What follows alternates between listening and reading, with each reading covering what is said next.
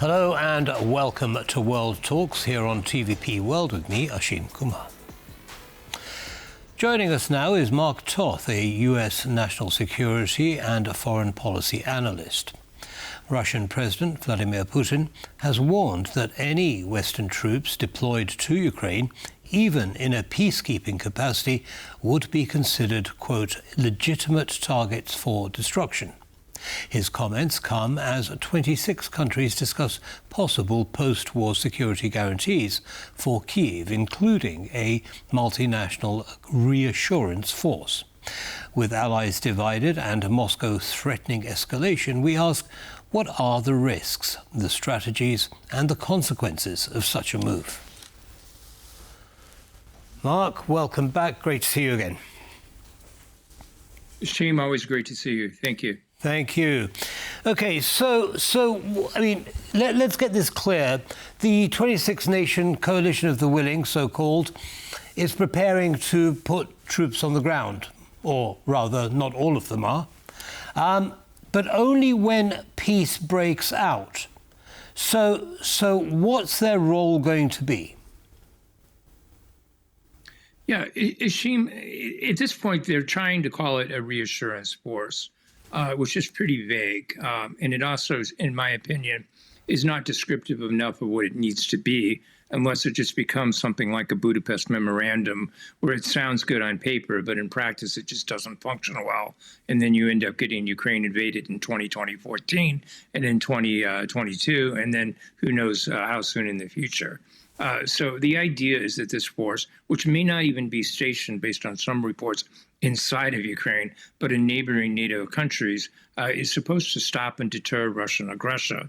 But if it's not inside the borders of NATO, of Ukraine, at some point, it's not going to present a robust enough defense to stop Russia from invading.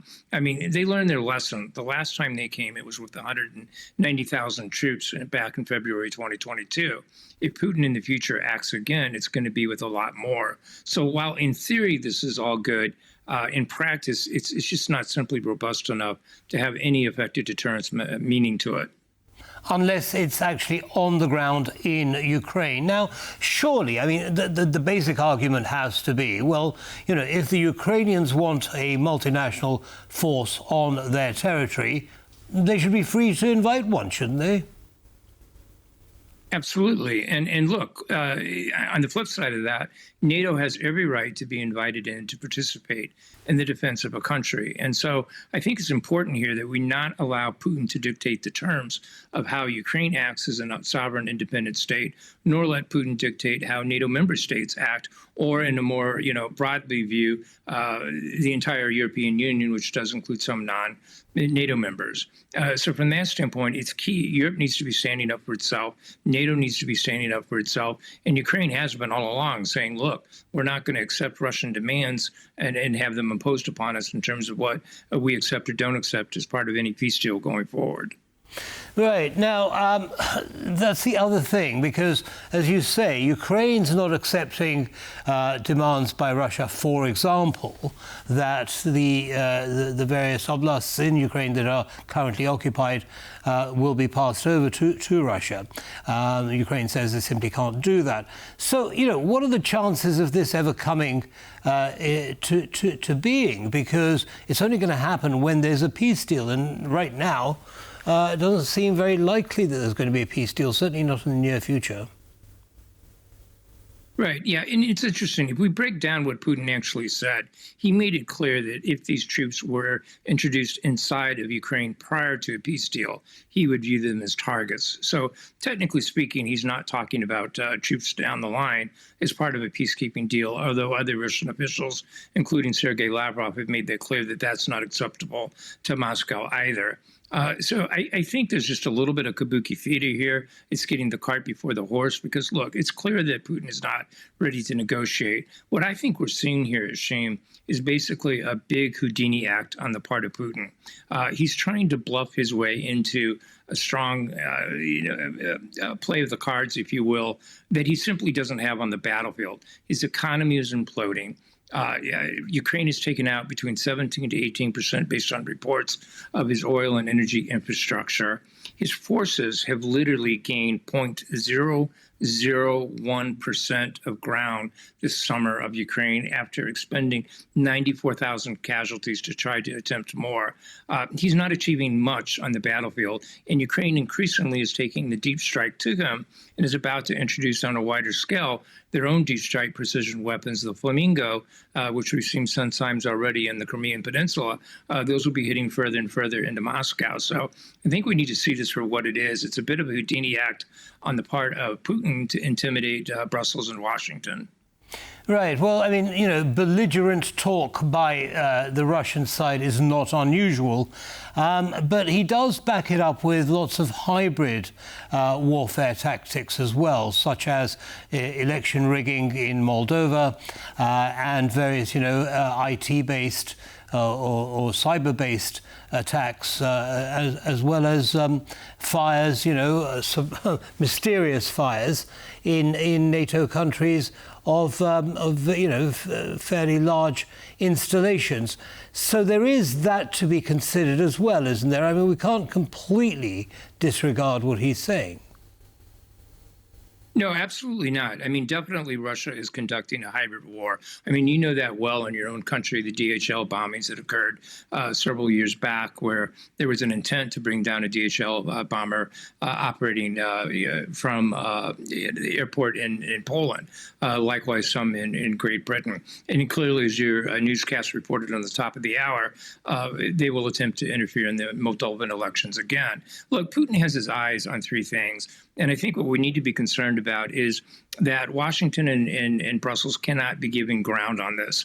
Putin has his eyes long-term on the Baltic states. He obviously has his eyes on Poland. He's clearly looking to do something in Moldova. He wants to meld that back with Transnistria and Russian control and dominance over that as part of his move to control the entire Black Sea region. And so I think we have to be careful there. And these hybrid attacks will continue. They're very real, and you're right to bring them up. Right. Now, the other thing is that one does get the sense that Putin is provoking NATO countries to test the Article 5 protection. An attack on one is an attack on all.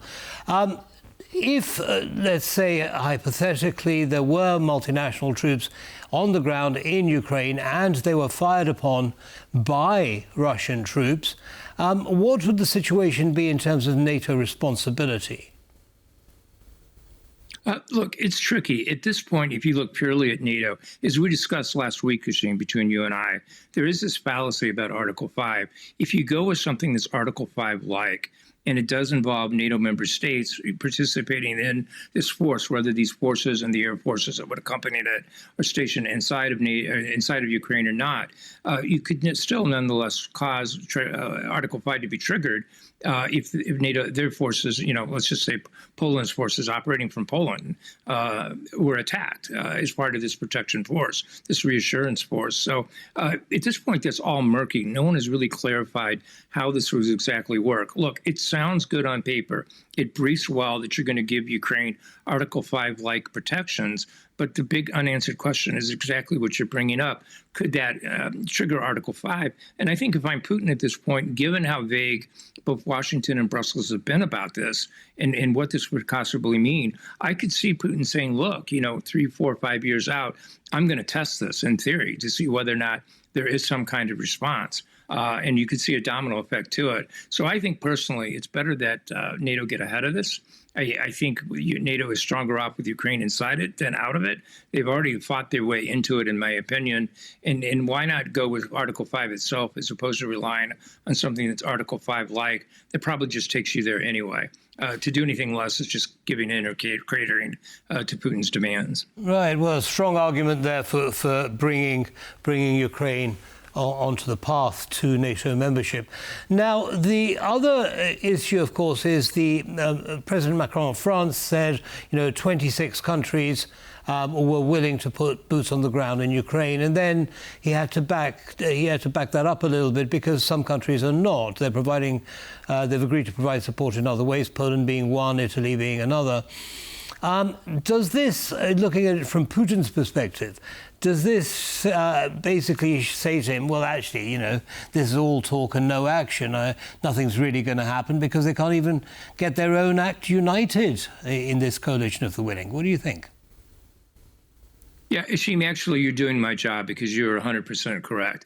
Look, if I'm looking at this from Putin's standpoint, I'm thinking Europe in many ways is reacting much like it did in the 1930s. And Poland, above all, knows too much how that ended up not ending well for Poland in all the decades that your country was forced to live under the Iron Curtain. Look, my country should be stepping up more. And we want to make it clear, I'm not throwing stones at Brussels by any means, because in my opinion, the Trump administration and the Biden administration before that was not doing enough and needs to be doing more. And I'll still call for that. But I think it's imperative now, especially as Putin sees what's developing in Europe itself, inside of Europe, it's key that they've got to start acting more. It can't be more words. The charm offensive of Trump didn't work. The U.S. continues to back out. We've seen evidence of that simply by reducing, if not eliminating, the funding to the Baltic Security Initiative that was just announced a day or two ago. We've seen that in terms of saying, look, Europe has to pay the way for Ukraine's weapons going forward. And so I think it's very important, urgent, if you will, for Europe to step up. And that means making some hard decisions. That includes stopping funding this war against Ukraine by purchasing Russian and oil energy supplies. That's going to be a hard one, right? Because Europe needs it, and it's going to affect European economies greatly. But, you're giving Putin future dollars and euros, in effect, to use against you, down the line, 3, 4, 5 years, as Mark Rutte is warning. The UN Secretary General is saying, look, it could be as soon as 6 years that Putin is attacking a NATO member state. And as you pointed out real quickly here, he's already doing that on a hybrid basis. Right, absolutely. Well, as always, Mark, thank you so much for your insight and analysis, and look forward to seeing you again very soon, I hope. Thank you very much and have a great day. Thank you, Ashim. Always a pleasure and an honor. Thank you. And that brings us to the end of this episode of World Talks. Don't go away, though. Lots more coming up. Goodbye.